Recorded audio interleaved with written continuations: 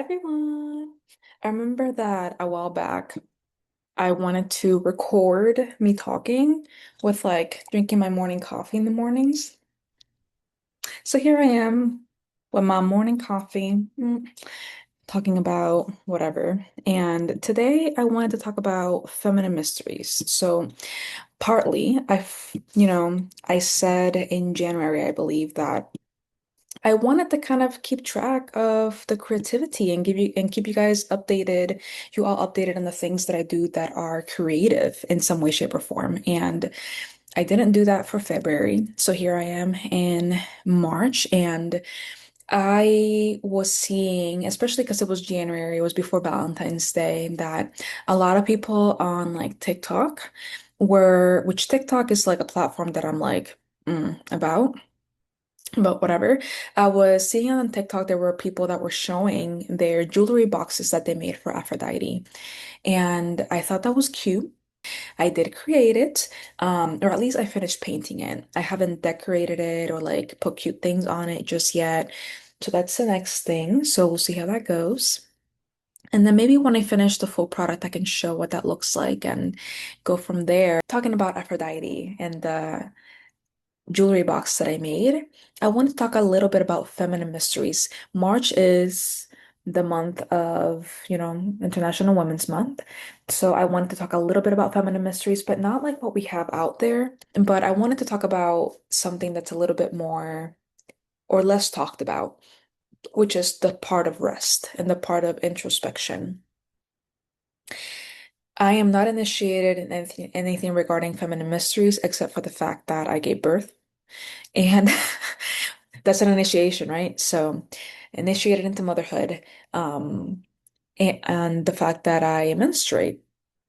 That's pretty much the only two things that I'm naturally initiated in. I didn't go ahead and become a part of anything else or got initiated into any other type of spiritual sect or feminine mystery school. But I did want to talk about the things that I feel with practice that I found for myself that could be feminine mysteries. And I think the most beautiful and most deepening feminine mysteries that we can partake in are the ones that are the most obvious, are the ones that are not hidden whatsoever, the ones that we all know women do and womb-bearing bodies do, which is menstruate and give birth. So all womb-bearing bodies can menstruate. They create all of this blood, all of these stem cells, all of this lining inside of the uterus to be able to create life. And then if life is not meant to take place at that time, it all sheds and goes away. And there's a bunch of different philosophies and prophecies about that, and that women used to be the ones to feed the earth with blood. And then when things got perverted and menstruation got perverted and looked at something sinful, and women were not able to freely give blood to the earth anymore, that's where war first started because the earth needs some blood for nourishment. And menstrual blood is very pacific, it's very calm, it's very nurturing, it's very loving, and we're feeding the earth with that blood. But then if we're utilizing warfare, we're feeding the earth with blood of warfare. So that, I kind of said that weird. So that kind of gives a different frequency to the livelihood of the earth because of the blood that we're feeding to this planet. So that's something that's pretty interesting. And I also remember reading about red tents and how women that would be menstruating all together would go to a red tent and they would be there for a few days, kind of like a little bit of isolated from the rest of the town. And they would bleed and they would just, do crafts and things like that and like talk amongst themselves, spend some time for rest and rejuvenation and introspection. And then they would come back to the village with whatever messages they received, right? And at first, when I heard these things, I'm kind of like, it's kind of like whatever, like cool story, bro. Like, how do you get messages when you're menstruating? The other thing is, or the reason, the thing that I found from this is that you do have to rest. So when you're bleeding, there's some things that your body tries to speak to us about while we're menstruating that we sometimes kind of push to the back. And with modern society or what society looks like now, we try to hide the fact that we're menstruating. We try to take medication to cover the cramps. We try to put on tampons so we're not bleeding and we can still do sports. We can still go to the waters. And we just kind of try to do whatever we can to mask the fact that we're in this sacred time, because that's really what it is. And we don't want to stop this hustle culture. We want to continue doing things like if you're not bleeding. Side note, I haven't practiced doing things in my life per my menstrual cycle. Not completely. Like I don't do something for menstruation. I don't do something for luteal phase. I don't do something when I'm ovulating, and I don't do something when I'm in my luteal phase. I have only focused on being a lot more intentional a little bit before my period and during when I'm bleeding. That's what I've been focusing on per se. So I can't speak on anything outside of that and how that works for women. But I did experiment with what it would be like to kind of actively rest. So I am actively making an effort to not do anything or do the bare minimum because I do have a baby, do the bare minimum on at least 1 to 2 days of my period. So the first day, and hopefully if I can the second day as well, I try to do the bare minimum. I put socks on my feet. I try to like cover my head. They say, and by they it's like ancient South American cultures, that you should cover your feet, cover your womb, and cover your head whenever you're menstruating to keep the body warm during that time of, transition and shedding. So I definitely put on socks. I usually kind of try to put on like a little bit of a thicker jacket or a sweater during the day. We'll see how it happens during summertime. I think during summertime, I'll just like put on sweatpants and stuff, and I will allow myself to get a little sweaty just to make sure that I have heat in my body. And during the winter, I definitely put a beanie, and then when it's colder, I just put a bandana on my head to just allow myself to at least cover those three places. So I do that at least for the first day, and I also take time to rest and lay in bed and drink hot chocolate and, drink tea. And if I have to do things, I have to get things done. I try to move as much as I can to later on in that week. And I just actively rest, literally do the very bare minimum. And it doesn't feel like anything. It doesn't feel like much. At first, when I did this, I was a little bit like, not, I don't want to say annoyed, but it felt like somewhat of an inconvenience because it feels like I'm pausing my life, but I'm not. I'm just doing the bare minimum.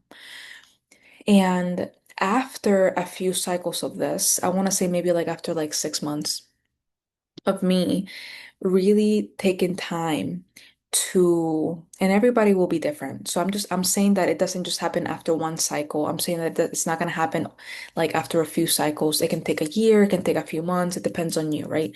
So after doing this for several months, several cycles, I've been realizing that when I do take the time to rest, by the end of my menstrual cycle, I get a lot of clarity on everything in my life.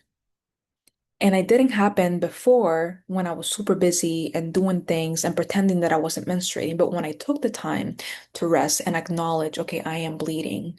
This is my dark moon period. I'm supposed to be retreating and coming into myself.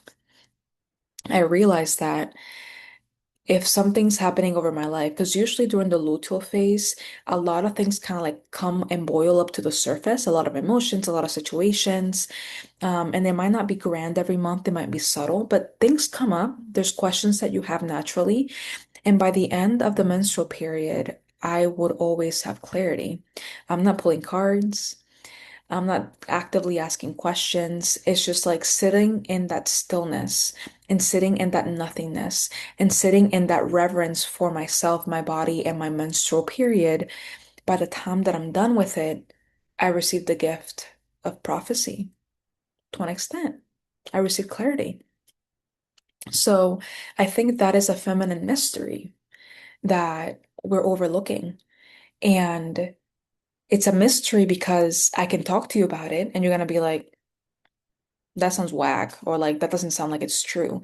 And it's like, until you sit down and you decide to actively rest and actively put intention to connecting with your body and yourself during the menstrual period, you won't really know what you're doing. And it's not until you experience this that you'll be in the soul knowing of what it's like to receive prophecy or receive clarity during your menstrual period. So I think that is a very obvious feminine mystery that has been perverted, and we have been disconnected from it because there's so much power that you can get when you get clarity in your life, when you get prophecy within your life, when you know what to do and what not to do, because of just sitting, just existing, and just honoring yourself. It's very powerful and it's very intimidating for people that can't do that. So that's something that I would invite people to do, like even if it's just a self-care act to just one day, the first day that you're bleeding, lowering your load. Maybe you don't necessarily lower your load at work, but you get out on time. You're not going to spend an extra 30 minutes. You're not going to spend an extra 10 hours. Oh, it's 5 minutes till bed. Start closing everything down, send that last email, everything. And then that way, by the time you're supposed to be done with work, you're out the door, you come home, eat some chocolate, make yourself some hot chocolate, make yourself your favorite tea. Maybe warm up a golden milk latte. I don't know. Watch your favorite thing on Netflix.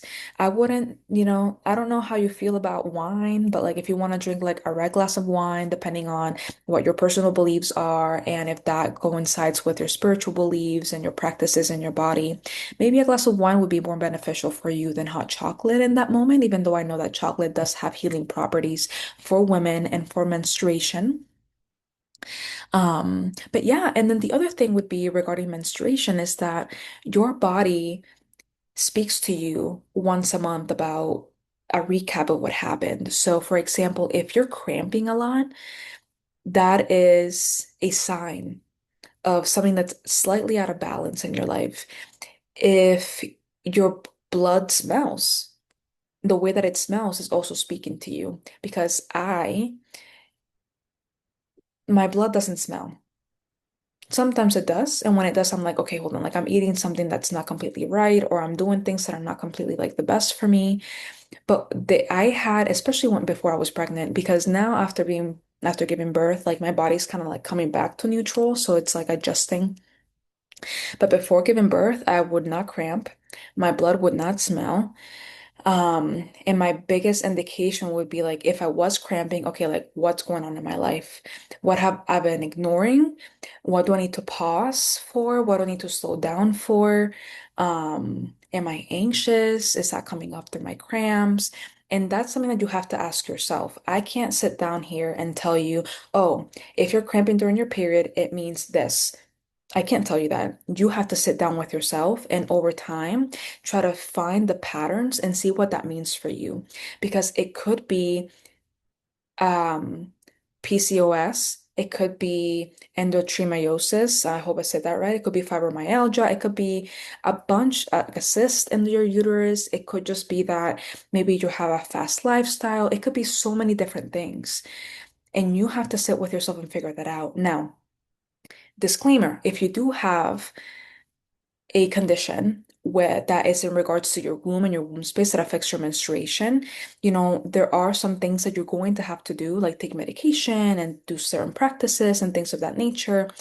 And you can still implement rest and you can still implement how to connect better with your body, right? So there's some things that you can do there to do that in tandem with medical help, professional help.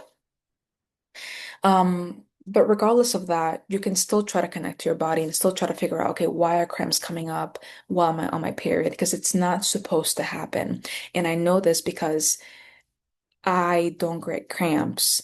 I have gotten cramps when my life is crazy, and I don't get cramps when I'm more intentional with my time.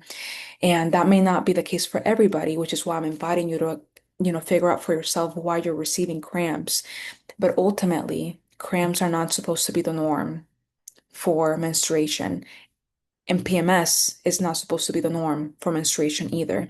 If you have PMS symptoms, You have to sit down with yourself and figure out, okay, what does this mean? Why are my emotions everywhere leading up to my period and during my period? And like how I said a little bit earlier ago, during that luteal period right before you start bleeding, a lot of emotions come up to the surface and they can't be hidden anymore. So, something that I can invite you to do if you feel PMS, this is not to replace professional help or medical help or licensed help.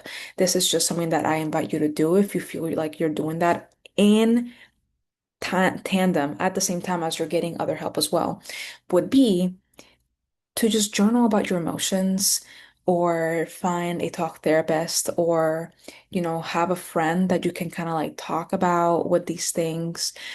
Because a lot of times if we're PMSing is because we haven't allowed ourselves to express our emotions, our frustrations, our feelings. And now that we're about to bleed, everything's coming up to the surface so it can be released with your blood.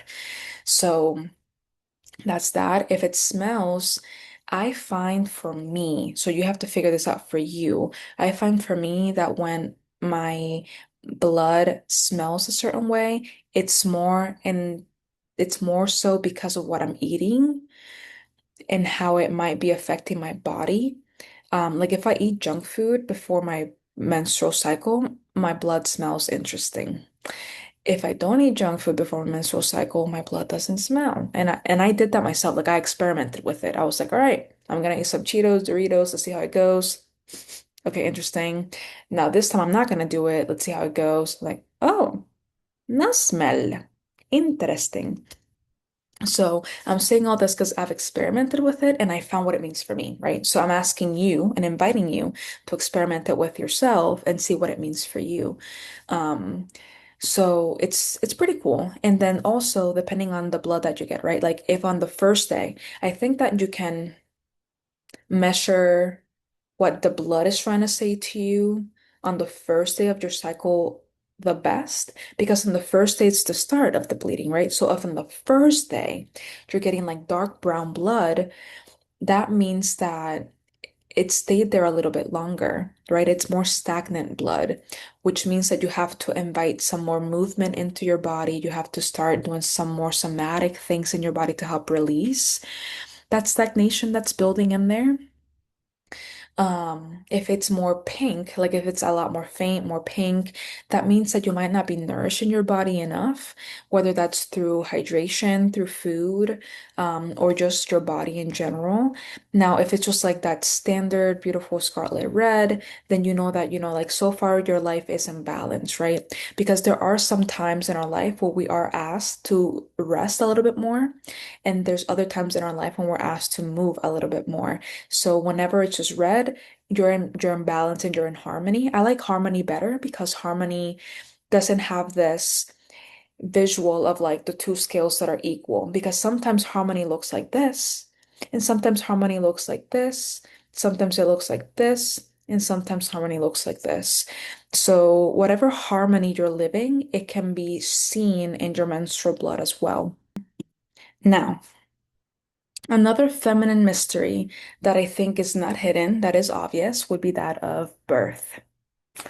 And I'm gonna say something that might be a little bit controversial, but I'm gonna say it anyways because I love to say what I think.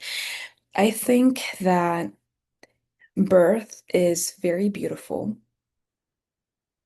And, everybody has their own journey. Some people went through pretty difficult births. I went through a pretty difficult birth. And I still find a lot of beauty in it, especially now, like 11 months after giving birth, 11 months postpartum. And I'm sure that as I continue, you know, spending time after birth and learning about what I went through and kind of reflecting back on it, I'll continue to also find more appreciation of it. Um, but I think birth is another mystery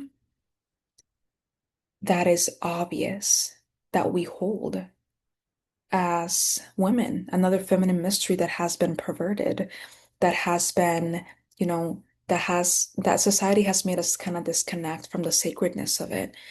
And I did have to do a hospital birth myself, and I know that there is a lot of technology that has helped save so many people's lives, mine included and my baby's included, by doing a hospital birth.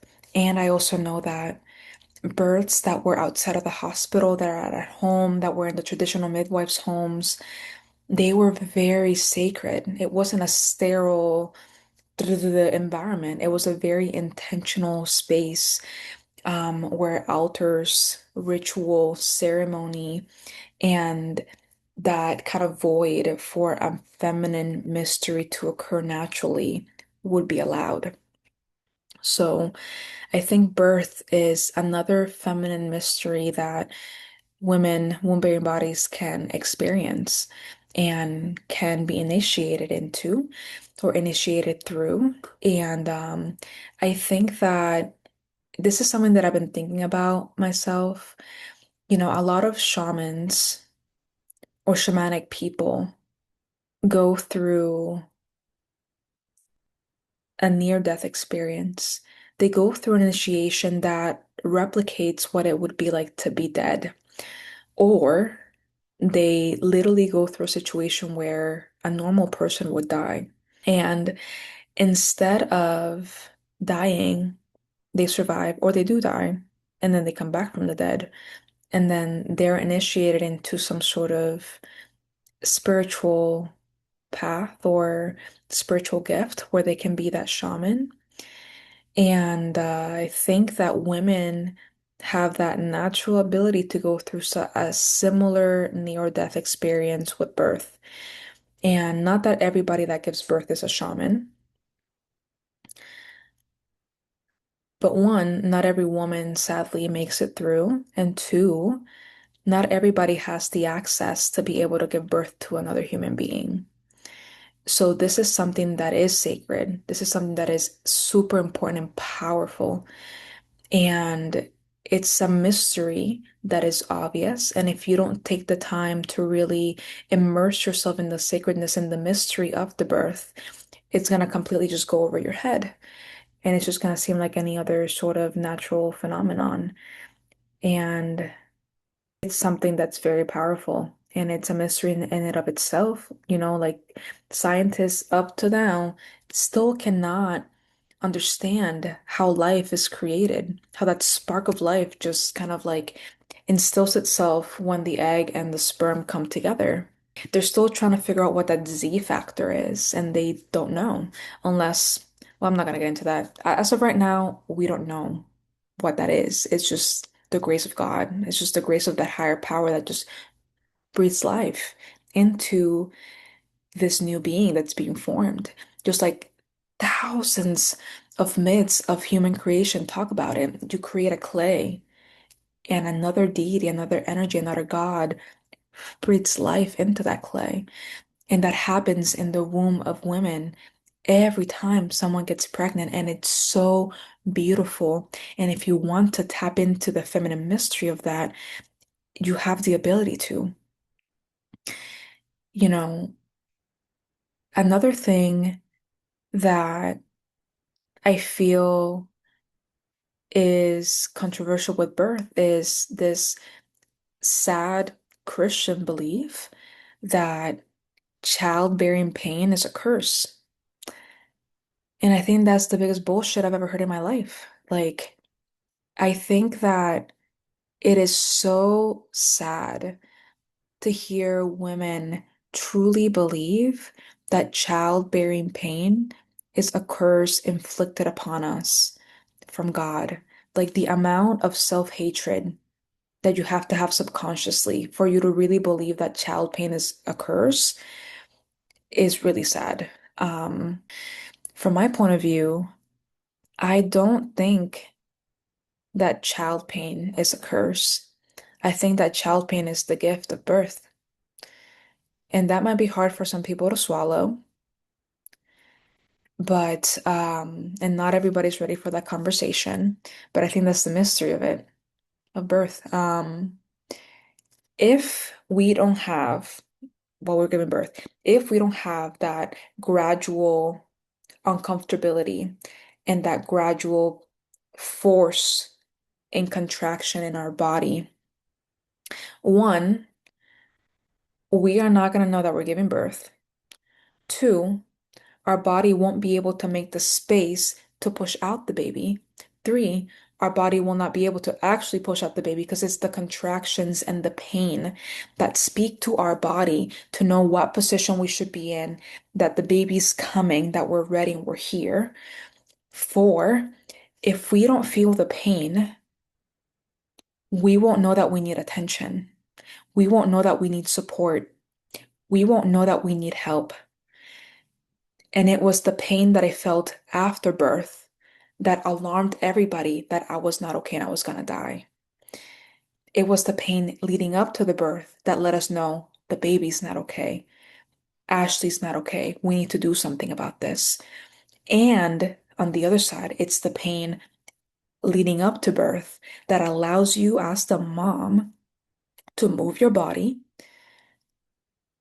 to find ways to breathe and calm yourself so you can also help your baby breathe and calm yourself because your baby feels everything that you're feeling, which is wild to me. Like we go through so much coming into this world. Babies go through so much coming into this world, and they come into this world through pain. Why would we call it a curse if that is the precedent of life? Not only that, but a lot of people like neglect uncomfortability and neglect pain, and they don't see the gift that lies within that. That if it wasn't because of pain and uncomfortability, we wouldn't do anything to grow. We wouldn't do anything to change our lives. We wouldn't do anything to become a better version of ourselves. We wouldn't try to actively find a life that's worth living. But pain in childbirth is so sacred, and if it wasn't because of the pain, that's how the body's speaking to us about what to do. So I think that the pain also has a purpose of helping us build up to giving birth. I didn't feel my baby actually go through my vagina. I felt the contractions though, and I feel like if it wasn't because of the contractions and the buildup of pain, birth would be an alien versus predator situation and every woman would die. You know how wild that is to just come out of nowhere? That's pretty bad. So I think that the pain that we feel in birth is literally there to help us survive and literally there to help us actually be able to come to the other side of birth. Because if it literally went from 0 to 100 and birth was not painful, to help us move and shift, or at least uncomfortable. Like, because I know that people that have like 60 children, that's an exaggeration, at some point they just pop out. But that's because your body's like, all right, we know what to do now. Let's expand, contract, push out the baby. But that pain and that uncomfortability is there for a reason, there to help you move and navigate this thing. And if we just go from 0 to 100, I think that would have been really, really bad. That would be really bad. But that gradual buildup is, I think, what saves us from going crazy, from it being a truly traumatic experience. You know how much more traumatic it would be if it was an alien versus predator situation versus the buildup? At least you're getting a heads up with the buildup. You're getting no heads up with the baby just. So. Yeah, I think it's really sad when people think that it's a curse, actually. I think that is a God-given right for us to feel that pain. And the thing is that this world is not filled with pain in the sense that I'm trying to be like pessimistic, but there's a lot of room for us to grow and a lot of room for us to learn and become wise and, become more grounded within ourselves when we go through difficult situations. And life isn't meant to be easy. Um, it's more about how we navigate those hurdles, how we navigate those obstacles, and how we can come on the other side of it being a better person. And through different situations, we learn how to navigate things the next time around.